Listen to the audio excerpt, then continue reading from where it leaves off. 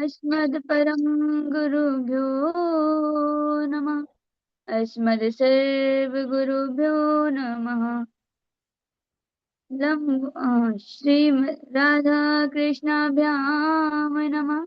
श्रीमते रामानुजाय नमः। लम्बोदरं परमसुन्दरमेकदन्तं पीताम्बरं त्रिनयनं परमं पवित्रम् उदयदिवाकरनिभोजलकान्तिकान्तं विघ्नेश्वरं सकलविघ्नहरं नमामि। अखण्डमण्डलाकारं व्याप्तमेन चराचरं तत्पदं दर्शितं येन तस्मै श्रीगुरुवे नमः। नारायणं नमस्कृत्य नरं चैव नरोत्तमं देवीं सरस्वतीं व्यासं ततो जयमुदीरयेत्। जयतु देवो देवकी नन्दनोऽयम्। जयतु कृष्णो वृषभवंश प्रदीपः। जयतु मेघ श्यामला कोमलांगम्। जयतु पृथ्वीभारिनाशो मुकुन्दा कृष्ण बरहा पीडं नटवरवपुः कर्णयो कर्णिकारं बिभ्रद्भाषा कनककपीशं वैजयन्तीं च मालां रन्ध्रानवेणुरधरसुधया पूरयन् गोपवृन्दे बृन्दारण्यं सपदरमणं प्राविशद्गीतकीर्ति। श्रीराम राम रघुनन्दन राम राम श्रीराम राम भरताग्रज राम राम श्रीराम रणकर कस राम राम श्रीराम शरणं भव राम राम श्रीरामचंद्र चरणो मनसा स्मरामि श्रीरामचंद्र चरणो वचसा गृह्णामि श्रीरामचंद्र चरणो शिरसा नमामि श्रीरामचंद्र चरणो शरणं प्रपद्ये। माता रामो मत पिता रामचंद्रो स्वामी रामो मत सखा रामचंद्र सर्वस्व में रामचंद्रो दयाल नान्यम जाने नैव जाने न जाने रामाय रामभद्राय रामचंद्राय वेदसे रघुनाथाय नाथाय सीताय पतये नमः। अंजनानंदनं वीरं जानकी शोकनाशनं कपीशमक्षहन्तारं वन्दे लङ्काभयङ्करम्। भक्ति भगवंत गुरु चतुरनाम वपु एक तिनके पद वंदन किए नासत विघ्न अनेक। जय जय श्री राधा रमण जय जय नवल किशोर जय गोपी चित चोर प्रभु जय जय माखन चोर। अखिल ब्रह्मांड के नायक पुरुषोत्तम गुणगण निलय कौशल्यानंदन प्रभु परम सौंदर्य माधुर्य लावण्य सुधा सिंधु परम आनंद रस के सार सरोवर समद्भूत मैया कौशल्या के आनंद वर्धन अवध नरेंद्र नंदन श्री रघुनंदन विदेह राज की आत्मजा मां जानकी भगवती भाष्यती जगदीश्वरी पारम बामा सुनैना की आंखों की पुतलिका विदेह राज देही जनक किशोरी श्री राम की प्राण वल्लभा। इन दोनों के चरणों में इन दोनों युगल चरणों में दासी का बारंबार प्रणाम। अनंत बलवंत श्री हनुमंत जी महाराज जी के चरणों में प्रणाम। चारों भैया और चारों मैया के चरणों में प्रणाम। आप सभी को मेरा बारंबार प्रणाम। सिया राम मैं सब जग जानी करो प्रणाम जोर जुग पानी। आज का जो प्रसंग है वह बड़ा ही सुंदर प्रसंग है। आज हम सभी लोग जानेंगे कि जो हमारी रामायण का जो उद्गम है प्रादुर्भाव है वह कैसे हुआ। आइए दो घड़ी नाम संकीर्तन के पश्चात कथा में प्रवेश करते हैं। राम नाम है जीवन सारा राम ही प्राणधार है। राम नाम है जीवन सारा राम ही प्राणधार है। राम नाम तो भज ले प्यारे, भव से बेड़ा पार है।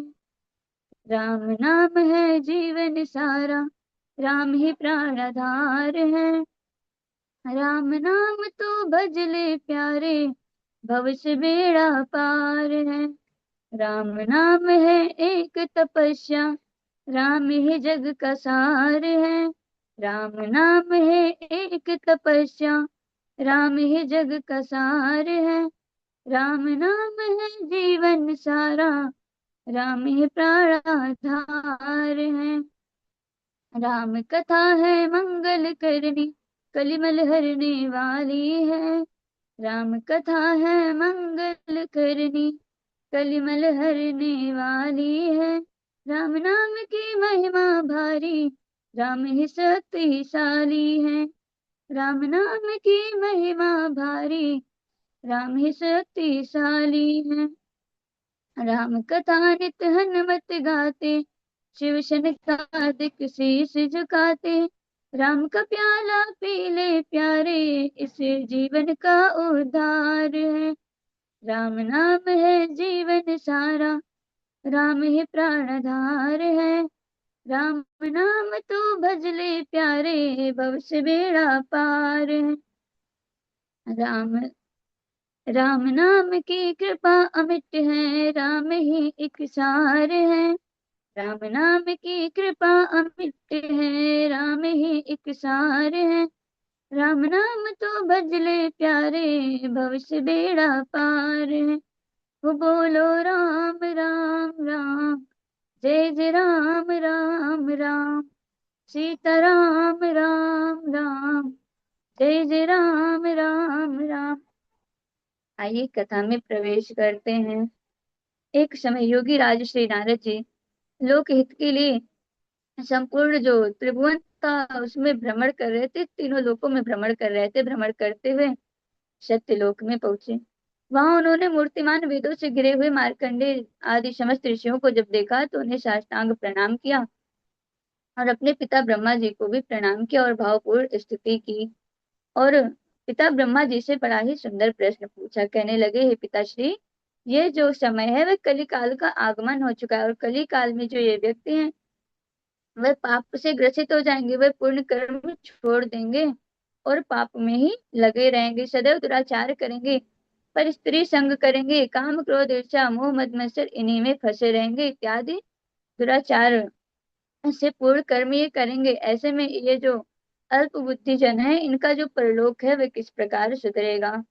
तब ब्रह्मा जी ने बड़ा ही सुंदर उत्तर दिया। कहने लगे, पूर्व काल में राम तत्व जिज्ञासा से माँ भवानी ने भी यही प्रश्न भोले बाबा से किया था। तब अपनी प्रिया से महादेव जी ने इस गूढ़ रहस्य को कहा और वह जो रहस्य महाराज वह उत्तम रामायण नाम से प्रसिद्ध हुआ। कहते हैं, रचि महेश निज मानस राखा, पाई सुसमय शिवासन भाषा। जो रामायण हमारे तुलसीदास जी महाराज ने रचा है उसको सर्वप्रथम हमारे भोले बाबा ने रचकर अपने मानस पटल में रख लिया था और समय पाकर मैया भवानी से आदि शक्ति माँ जगदम्बा के सामने उसे प्रस्तुत किया, उसे उन्हें सुनाया। और इसीलिए हमारे जो तुलसीदास जी महाराज हैं उन्होंने इसका नाम प्रसन्नता पूर्वक रखा रामचरितमानस। क्यों रखा महाराज? क्योंकि ये जो चरित्र था वह प्रभु राम का चरित्र और इसका जो निवास स्थान है वह सर्वप्रथम इसका निवास स्थान प्रभु भोलेनाथ का जो मानस पटल है वह बना, अर्थात ये मानस में रखा जाए। इस हेतु से ही इन्होंने नाम रख दिया रामचरितमानस। इस मानस की परंपरा को तुलसीदास जी आगे बढ़ाते हुए कहते हैं कि शिव जी ने ये जो कथा है सर्वप्रथम मैया भवानी को सुनाया। ये कथा जो थी वे ज्ञान के श्रोता और वक्ता के लिए थी, अर्थात ज्ञान के हेतु से थी कि माता भवानी को यह ज्ञान प्राप्त हो कि किस प्रकार से प्रभु जो है वे परम ब्रह्म है। और भक्ति भाव से उन्होंने काकभूषुंडी जी महाराज को सुनाया। काकभूषुंडी जी ने याज्ञवल्क्य जी को सुनाया और याज्ञवल्क्य जी से यह जो कथा है वह भरद्वाज जी तक पहुंची। कहते हैं कि ये जो कथा है ये सतत निरंतर आगे बढ़ती ही चली जाएगी, बढ़ती ही रहेगी। और रघु जे हरि भगत सुजाना, कहाँ सुनहि समझहि विधि नाना। जो भक्त जन है वे इसका निरंतर कई प्रकार से गुणगान करते ही रहेंगे महाराज। अच्छा, ये जो हमारी कथा है उसमें बड़ा ही सौभाग्य का दर्शन होता है। इसका प्रमाण क्या है? अगर हम प्रमाण देखें भागवत कथा से तो बड़ा ही सुंदर प्रमाण है। जब जो महाराज हमारे महर्षि सुखदेव जी हैं, जब वे राजा परीक्षित जी को भागवत का कथा श्रवण कराने लगे, तो उस समय गंगा तट के समीप सुखताल में जो सभी देवता जन ने जब यह जाना कि यहाँ पे कथा होने को है, तो वह सभी जन जो थे कलश के अमृत लेकर वहां पर पहुंच गए और सुखदेव जी के सामने प्रस्ताव रखा। कहने लगे कि हे सुखदेव जी, जो राजा परीक्षित है उन्हें मृत्यु का बड़ा भय है। आप इस स्वर्ग स्वर्ग के कलशामृत को लीजिए, अर्थात इस अमृत को ले लीजिए और हमें बदले में कथामृत का पान कराइए, और ये जो कथामृत है उसे आप महाराज परीक्षित को पिला दीजिए, जिससे वे सदैव अमृत को प्राप्त हो जाएंगे। जब हमारे सुखदेव जी ने महाराज जी ने यह सुना तो वे बड़े ही क्रोधित हो गए। बड़ा ही उनको भाव हुआ कि ये जो देवता है वे तो बड़े ही तुच्छ बुद्धि के हैं। उन्होंने बड़ी फटकार लगाई। कहने लगे कि अरे देवता, तुम इस प्रकार की मुझसे अभिलाषा रखते हो? ये जो स्वर्ग का तुम्हारे अमृत है, पता है जिसकी तुम तुलना कर रहे हो वह क्या है? कहने लगे, क्वा सुधा क्वा कथा लोके, क्वा काचा क्वा मणिर्महान, ब्रह्मरा तो विचारे तदा देवा जनार्दन। जिसकी तुलना तुम इस कथामृत से कर रहे हो वह तो एक कांच का टुकड़ा से भी अधिक मतलब तुच्छ है। कांच का टुकड़ा भी महाराज उससे सामान्य कह सकते हैं, किंतु ये जो कथामृत है, ये जो तुम्हारा कलसामृत है, ये उससे भी तुच्छ हम मान सकते हैं। और ये जो हमारा कथामृत है वह तो एक हीरे जवाहरात और मणियों से भी सर्वश्रेष्ठ है। तुम कहाँ इसकी तुलना कर रहे हो? जो तुलना होती है वे समान मूल्य वाले वस्तुओं के बीच में होती है।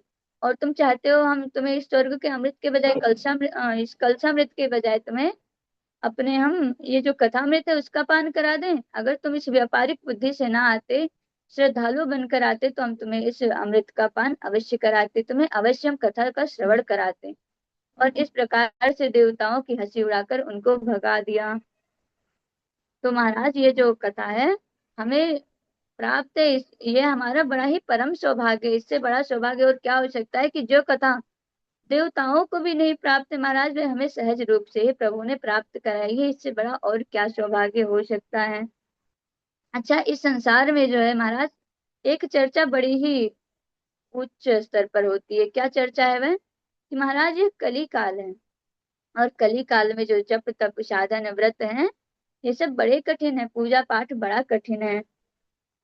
अच्छा, जो ये हमारे हिसाब किताब रखने वाले जन होते हैं वे कौन होते हैं? पहला तो ये है कि जो इस संसार में जितने लोग हैं उनके 10% जो व्यक्ति हैं वही हिसाब किताब रखते हैं, ऐसा मानकर चलिए, वही ऐसा सोचते हैं।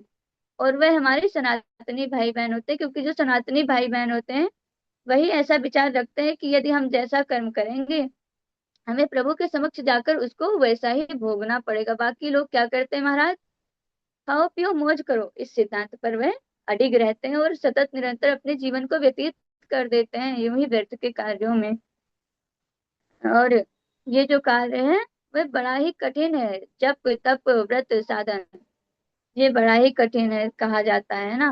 और क्योंकि ये जो चार काल है उसमें जो साधन है, पूजा का साधन है, जो प्रभु को प्राप्त करने का साधन है, वह भी विभिन्न विभिन्न है। ये जो हमारा सतयुग है उसमें पूजा का प्रधानता है, और त्रेता में क्या है कि त्रेता यज्ञ प्रधान है। और ये जो अभी द्वापर है, द्वापर में तप होता है, नहीं द्वापर में महाराज पूजा प्रधान है, त्रेता में तप होता है। और इस प्रकार जो ये कलयुग है, ये कलयुग तो महाराज कलयुग सिर्फ नाम के आश्रित हो गया है, क्योंकि इसमें जो जप तप व्रत नियम संयम ये इत्यादि जो धर्मपूर्ण कार्य है बड़े कठिन हो गए हैं। तुलसीदास जी ने 500 वर्ष पूर्व में ही लिख दिया था। वे जो थे वे जो युग दृष्टा संत थे, वे समस्त युगों को देख सकते थे, वे जानते थे कि जो मनुष्य है वे किस प्रकार के होंगे। तो उन्होंने ऐसा लिखा था कि ये जो है इसमें पूजा पाठ तो कर सकते हैं व्यक्ति, करना कोई कठिन नहीं है, किंतु यदि जो कोई कर भी रहा है उसे यह पता है वह ये चीज जानता है कि कितने कठिनाई से हो रहा है। पहली बात तो होना भी बड़ा मुश्किल है इस कली काल में, पूजा पाठ व्रत नियम संयम ये करना भी बड़ा कठिन है। और जो व्यक्ति कर रहे हैं उनको ये पता है कि कितना अधिक कठिन है, मतलब बड़ा ही कठिन है महाराज। और हम सभी ये प्रत्यक्ष में भी देखते हैं, हमारे घर पे भी ठाकुर जी की सेवा विराजमान होती है, किंतु कभी हमें इधर जाना होता है, कभी हमें अपने जो सगे संबंधी होते हैं उनको भी देखना होता है ना। और महाराज कुछ तो ऐसे जन भी होते हैं कि यदि उनका फोन तक ना उठाओ तो वे क्रोधित होने लगते हैं, कहते हैं अरे तुम्हें तो हमारी कोई फिक्र ही नहीं। तो ऐसे हम सभी जीव हैं जो कलयुग में फंसे पड़े हैं। कहा जाता है एहि कलिकाल न साधन दूजा, जोग यज्ञ जप तप व्रत पूजा। इस कलिकाल में जो साधन है वह नाम के अतिरिक्त और कुछ नहीं है महाराज। ये जोग यज्ञ जप तप व्रत पूजा इत्यादि बड़े ही दुर्लभ हैं। अच्छा, जब इस प्रकार तुलसीदास जी ने कहा तो जो संत थे उन्होंने पूछा कि महाराज तो हमें करना क्या चाहिए फिर, क्योंकि यही साधन तो हमें प्रभु के समीप ले जाने वाले हैं। और यदि हम इन्हीं साधनों को नहीं कर पाएंगे तब तो हमारा परलोक सुधरेगा ही नहीं और हमें तो नरक की प्राप्ति होएगी। जब हम पूजा पाठ व्रत ही नहीं कर पाएंगे, प्रभु का ध्यान स्मरण ही नहीं कर पाएंगे, सदैव ऐसे ही बजे रहेंगे, तो फिर हमारा तो उद्धार ही नहीं होगा। तब यहाँ पर तुलसीदास जी ने बड़ा ही सुंदर कहा, राम ही सुमिरिए गाइए राम ही, संतत सुनिए राम गुण ग्राम ही। हे ऋषियों, हे संतों, यदि तुम्हें अपना परलोक शुद्ध करना है, अपना परलोक सुधारना है, तो सिर्फ एक कार्य करो, वही इस कलयुग में पर्याप्त होगा। कौन सा कार्य? राम ही सुमिरिए गाइए राम ही, अर्थात राम जी का स्मरण करो, राम जी के नाम का सुमिरन करो और गान करो। अच्छा महाराज, ये जो हम ये समझते हैं कि अब राम जी का जो कथा है उसे गाना क्यों चाहिए, सुनना क्यों चाहिए? देखिए, एक बार तो कोई भी व्यक्ति कथा सुन लेता है ना, किंतु उसके बाद में बार बार कथा सुनना, इसका आखिर क्या लाभ है, क्या प्रयोजन है, उद्देश्य क्या है ना, कारण क्या है, ये हम सभी के मनों में घूमता रहता है कि आखिर एक ही कथा को हम बार बार क्यों सुनते हैं बार बार, और इस कथा को सुनना तो छोड़िए, इसका गायन क्यों करना चाहिए महाराज, ये सभी के हृदय में आता है। और एक बात की, रामायण इतनी बड़ी है ना, इतनी बड़ी पोथी जो हमारे महाराज तुलसीदास जी ने बना कर रखी है, जो भक्त जन होते हैं उनके हृदय में तो थोड़ा बहुत आ भी जाता है महाराज, किंतु जो कम श्रद्धावान होते हैं, जो चाहते हैं कि हम सिर्फ सुन ले हमारा उद्धार मात्र हो जाए, वे तो इसका पालन और आचरण भी नहीं कर सकते। ये जो रामायण है वे तो एक श्लोक में भी पूरी की जा सकती थी, है ना। कौन सा श्लोक है महाराज? आदो राम तपोवनादिगमनम, हत्वा मृगम कांचनम, वैदेही हरणम जटायुमरणम, सुग्रीव संभाषणम, वैदेही बाली निर्दहनं समुद्रतरणं, लंकापुरी दाहनम, पश्चाद रावण कुंभकर्ण हननम, एतद् रामायणम। इस एक श्लोक मात्र में हमारी पूरी रामायण समाहित है।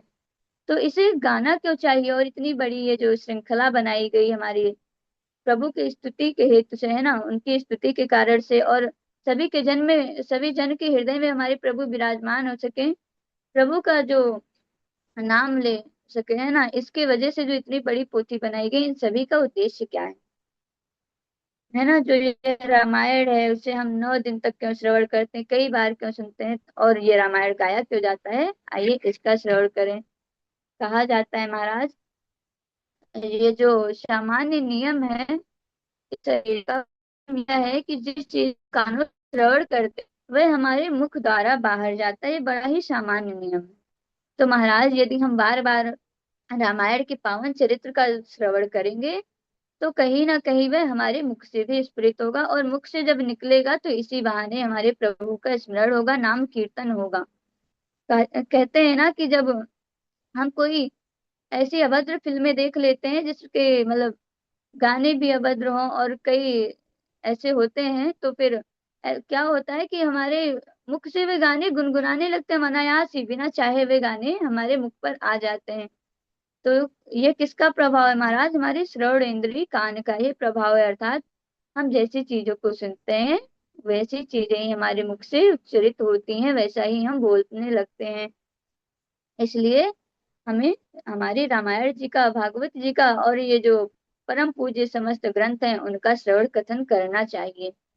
क्योंकि यही एक है कलयुग में महाराज जो हमें हमारे परलोक को सुधारने का अवसर प्रदान करता है और हमारे जो कर्म है उनको सुकृति में बदलता है ना। वरना आजकल तो महाराज हम लोग कर्म तो देखते ही नहीं कि कर्म अच्छे हैं या बुरे हैं, बस कर्म करते जाओ अपने जीवन यापन के हेतु से, सारा कुछ एकत्रित करते जाओ, है ना, अपने जीवन के हेतु से। ऐसा हम लोगों का उद्देश्य और मानसिकता बन चुकी है महाराज। इस प्रकार से जो हम लोगों की मानसिकता है वह बड़ी बिगड़ चुकी है, किंतु ये जो हमारी कथा है, जो पावन कथा है, वही हम सभी को सुधारने के लिए पर्याप्त है। और कहते हैं ना, कलयुग केवल नाम आधारा, सुमिर सुमिर नर उतरे पारा। अर्थात ये जो कली काल है उसमें तो सिर्फ नाम ही ऐसा है महाराज, जिसको सुनकर समझकर और गायन कर कर जो व्यक्ति है वह प्रभु के समीप में पहुंच सकता है। और बड़ा ही सुंदर भाव है। अब इसी भाव के साथ में हम अपनी वाणी को विराम देते हैं। आगे का जो प्रसंग है वह भी बड़ा सुंदर है, किंतु काफी बड़ा प्रसंग है, इसलिए अब अगले वक्तव्य में। राधे राधे गुरु जी, सभी को राधे राधे। राधे राधे राधे गुरु जी। राधे राधे। ठीक है, प्रभु कृपा बनी रहे। बहुत अच्छा। इंदु पराशर जी, आप कल, ठीक है, आप कल कर दीजिए।